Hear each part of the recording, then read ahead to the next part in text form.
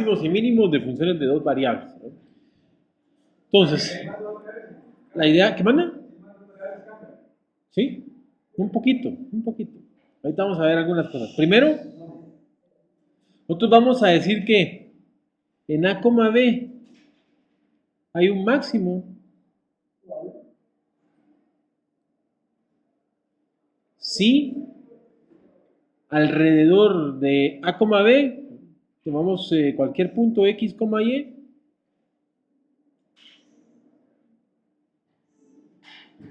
y va a ser mayor o igual que F evaluado en A, B. ¿Sí? Eso es para todo X, Y que pertenece a un disco con centro en A, B. ¿Está bien? Entonces la idea es así. Si ustedes ven esta función que está acá, ¿sí? Si la lográramos ver desde arriba, nosotros lo que vamos a ver es que centra alrededor del punto A, B, o sea, donde está el punto más alto ¿verdad? ¿Sí? Dense cuenta que todos los puntos que están alrededor de ese, ¿verdad? ¿Qué pasa con su valor en la función? Son más pequeños, ¿verdad? Conforme yo voy haciendo discos de diferentes radios, siempre se está cumpliendo que el valor es más pequeño. Entonces es como nosotros vamos a ver que tenemos un máximo, y es un máximo local, ¿no? Por ejemplo, aquí tenemos otro máximo, podríamos pensar que en este punto la función alcanza su valor más grande, ¿verdad? ¿Sí? Y alrededor de ese punto, ¿qué pasa con todos los demás valores? Son más pequeños, ¿no? Entonces, este vamos a decir que es un máximo local, y este que está aquí es un máximo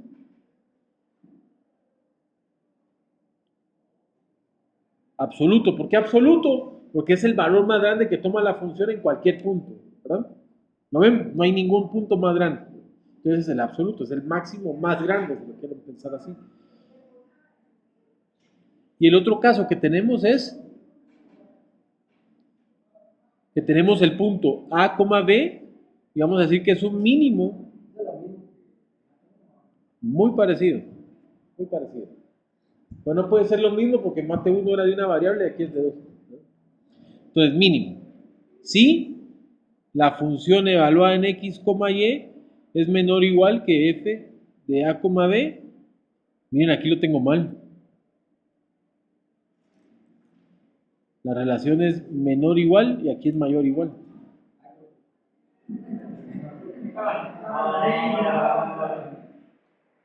Ahora, para todo X, Y que pertenece al disco con centro en A, B. Entonces, en ese caso estamos hablando de estos puntos que están aquí. Esos puntos de aquí. Alrededor de esos puntos, todos los valores que toma la función son más pequeños, al igual acá, todos son más pequeños. Este que está acá, el que está aquí es nuestro mínimo absoluto, y este que está aquí sería el mínimo local. Mínimo local. ¿Está bien? Entonces, en cálculo de una variable nosotros aprendimos que esos puntos nosotros los podíamos encontrar porque había un cambio de la derivada de signo positivo a signo negativo o de negativo a positivo. O sea que la derivada en ese punto era igual a quién. Si nosotros vamos de pendiente positiva a pendiente negativa, eso quiere decir que en algún momento pasamos por el cero. Entonces, como pasamos por el cero, en ese punto donde pasamos por cero, es donde encontramos el valor más grande o el valor más pequeño. Es lo que le llamábamos un valor crítico o un punto crítico. Aquí la idea es muy parecida. Lo que cambia es de que por ese punto pueden pasar un montón de rectas. Un montón de rectas, ¿verdad? En todas direcciones. Entonces, quien tiene que ser cero es la pendiente de cualquier recta en cualquier dirección en ese punto. ¿Y eso con qué lo escribimos?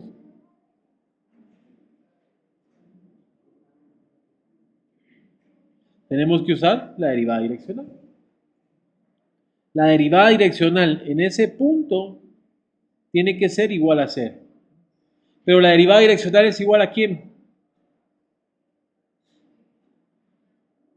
Es el vector gradiente de la función por el vector unitario y eso tiene que ser igual a 0.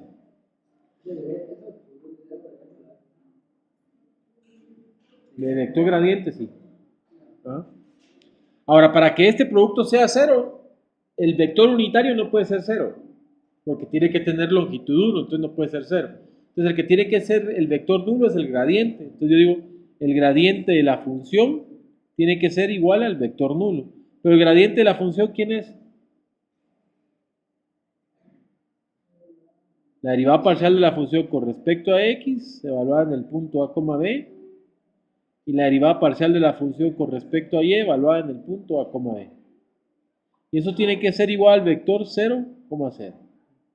Entonces, para que un punto sea un punto crítico, tiene que pasar que la derivada con respecto a x en ese punto sea 0 y la derivada con respecto a y en ese punto sea igual a 0. Y esa es la condición que nosotros vamos a cumplir para poder decir de que en ese punto hay un punto crítico. Es decir, un punto que puede ser máximo, puede ser mínimo, o puede ser que sea solo punto sí, un punto donde no hay ni un cambio de la pendiente positivo o negativo ni de negativo a positivo. ¿Verdad? ¿Es claro? ¿Sí lo ven ahí? Eso sería para la primera derivada. Ahora necesitamos saber si es máximo y mínimo. Para saber si es máximo o mínimo, ¿qué usamos? La segunda derivada. Pero en este caso sería la segunda derivada de la derivada direccional. Y esa segunda derivada tiene que ser en todas direcciones. Entonces, escribamos eso. Entonces, escribamos eso. Vamos a encontrar la segunda derivada. Primero, la primera derivada en dirección del vector u de la función f es igual a ¿quién? Bueno, lo podemos escribir como a por la derivada parcial con respecto a x más b por la derivada parcial con respecto de y. ¿Está bien? Esto que está aquí, recuérdense que la parcial con respecto a x y la parcial con respecto a y son funciones de x y de y. Eso me dice a mí que la derivada direccional o el resultado este sigue siendo una función de x y de y. Entonces yo la vuelvo a derivar. Entonces hago la derivada en dirección del vector u de la derivada en dirección del vector u de la función f. Pero la derivada en dirección del vector u de f, ¿quién es? Es lo que está aquí arriba. Entonces quedaría a por la derivada parcial con respecto a x más b por la derivada parcial con respecto de y. Y ahora derivamos. ¿Cómo hacemos la derivada? Tenemos que derivar lo de adentro con respecto a x y multiplicarlo por a. La derivada de lo de adentro con respecto a x nos quedaría a por la derivada parcial de f con respecto a x más b por la derivada parcial de f con respecto a y luego con respecto a x. Eso multiplicado por a. Más. Y ahora derivamos con respecto a y. Entonces sería a por la derivada parcial x respecto a y, ¿verdad? Más b parcial con respecto a y esto multiplicado por b. ¿Vamos bien? ¿Está claro lo que estamos haciendo? Y ahora multiplico todo, me quedaría a al cuadrado por la derivada segunda con respecto a x más ab por la derivada cruzada, ¿verdad? Más ab otra vez por la derivada cruzada más b al cuadrado por la derivada con respecto a y con respecto a y. ¿Vamos bien? Ahora, nosotros sabemos por el teorema de Clairaut que las derivadas cruzadas son iguales. O sea que estos dos que están aquí son iguales. Entonces lo puedo reescribir como al cuadrado por la segunda derivada con respecto a x más 2 veces ab por la derivada parcial de f, primero con respecto a x, luego con respecto a y, más b al cuadrado por la derivada parcial de f con respecto a y, ¿verdad? ¿Está bien? Y ahí ya tenemos la segunda derivada. Lo que yo tengo que verificar es que si el signo es positivo o si el signo es negativo. Pero para eso necesito quitar la dependencia de las componentes del vector. Por ejemplo, yo sé que este no depende de las componentes del vector porque está elevado al cuadrado, ¿verdad? Y este también está elevado al cuadrado, entonces el signo no importa. Pero esto que está aquí sí importa el signo del vector unitario. Entonces tenemos que salir de eso. Para salir de eso lo que vamos a hacer es que vamos a completar al cuadrado para dejar A y B dentro de un cuadrado. Eso es a lo que vamos a hacer. Para completar el cuadrado yo necesito dejar solo el A al cuadrado. Entonces voy a factorizar de estos dos la segunda derivada de f con respecto a x. ¿Qué me quedaría ahí? Al cuadrado más dos veces la derivada parcial con respecto a x con respecto a y dividido la derivada parcial con respecto a x de a por, voy a poner de a por b más b al cuadrado por la segunda derivada parcial con respecto a y.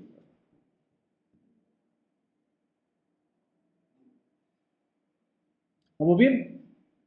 Ahora, completar el cuadrado quiere decir que tengo que agarrar la constante que sería,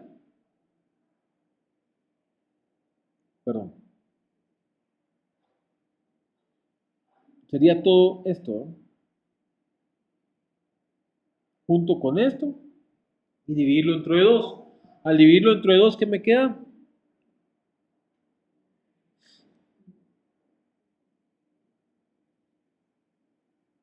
Me quedaría a más derivada parcial con respecto a x, luego con respecto a y, dividido la parcial con respecto a x por b, eso elevado al cuadrado. Pero como agregué la mitad de este junto con este, lo tengo que restar. Menos elevado al cuadrado, ¿sí? Que sería f de xy al cuadrado partido fxx al cuadrado por b al cuadrado. Y ahí está la completación al cuadrado. Más b al cuadrado parcial con respecto a y con respecto a y. Aquí lo importante es que ahora dense cuenta que a y b ya quedaron dentro de este cuadrado. Ya no afecta el signo de a y de b. Tampoco este, porque ya está b cuadrado y este es b cuadrado. Ahora solo le voy a hacer una modificación más. Voy a multiplicar. Me va a quedar a más, perdón,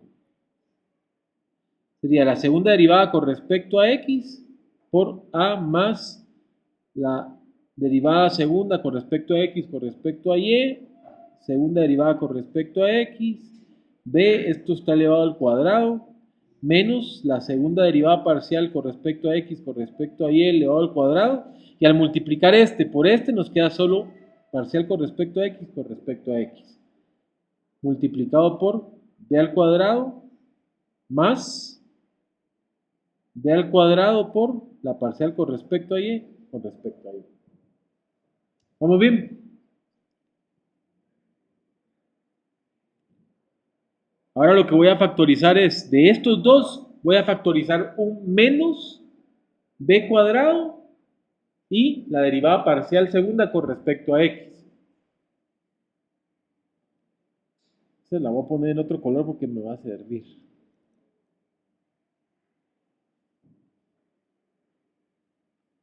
Entonces vamos a decir que eso es igual a la derivada parcial segunda con respecto a x por a más elevado al cuadrado menos, voy a factorizar un más. No, un menos necesito factorizar, sí menos. No, más, está bien más. El paso de aquí para acá. Multipliqué este por este y por este, ¿verdad? ¿Sí? Entonces ahí queda segunda derivada por el paréntesis. Pero al multiplicar este por este se va al cuadrado y solo me queda xx. Ahora voy a factorizar eso y b cuadrado. Me quedaría b cuadrado sobre la derivada parcial segunda con respecto a x. Y en el paréntesis me quedaría la derivada parcial segunda con respecto a x por la derivada parcial segunda con respecto a y menos el cuadrado de la derivada parcial con respecto a x luego con respecto a y. ¿Está bien? Entonces, a esto que está acá le vamos a llamar d de x, y. ¿Okay? Y ahora ya puedo trabajar con esto.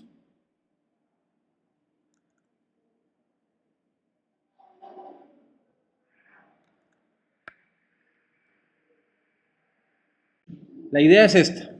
La prueba de la segunda derivada dice, número 1, si esa d mayúscula que formamos nosotros en el punto A, B es mayor que 0 y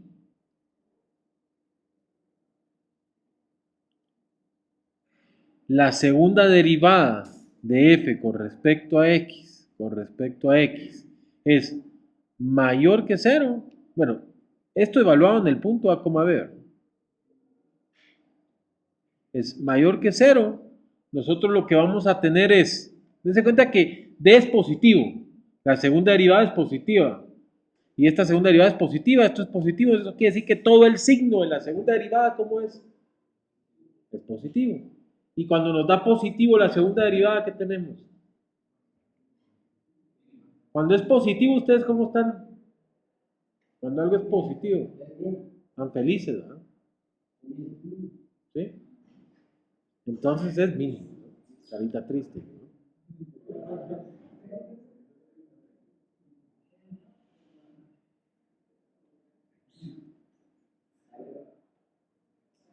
Mínimo, ¿sí? ¿Está bien? Número 2. Dice, si en D evaluamos A, B y nos queda positivo y la segunda derivada parcial con respecto a X en A, B es negativo, cuando es negativo, ¿cómo estamos? Tristes. Entonces es un máximo. Eso implica que A, B es máximo. Por alguna razón el hecho que quede negativo no les hace clic con que sea máximo, siempre me lo pone en mínimo. Tal vez con lo de las caritas felices y tristes se recuerdan de eso, ¿eh? Esa sería la otra prueba. Dense cuenta que ahí en ese caso, como este es negativo y este es positivo, toda la segunda derivada es negativa. Ahora, número 3. Si D en A, B es igual a 0, ¿no? La prueba no concluye. Quiere decir, puede ser máximo, puede ser mínimo, puede ser punto, sí, ya no sabemos, no lo podemos hacer con esta prueba. Y número 4, si D es menor que 0, es un punto sí. Es un punto sí. ¿Sí? Un punto sí es un punto que no es ni máximo ni es mínimo. Es el que parece una silla. ¿Ah? Así. Pero en 3 dimensiones nosotros tendríamos que ver un paraboloide. ¿Se recuerdan ese paraboloide, no? El hiperbólico, ¿sí? En este punto, dense cuenta que si yo camino hacia acá, sube, ¿verdad? Pero si yo camino hacia acá, baja. Es un punto silla. En 3 dimensiones se siente más como una silla, se ve como una silla. ¿Sí? Pero mi dibujo está horrible. Ahí va, vamos a darle. Ahí lo estoy mejorando, ¿eh? Pero igual se mira feo. ¿Está claro? Entonces esa es nuestra prueba de la segunda derivada. Entonces ahora ya tenemos una forma de saber si un punto crítico es máximo o es mínimo. Y también ya tenemos una forma de encontrar puntos críticos. Todo esto lo estamos estudiando para poder resolver problemas donde lo que tenemos que hacer es encontrar el máximo de una función o el mínimo de una función, ¿no? Entonces hagamos eso.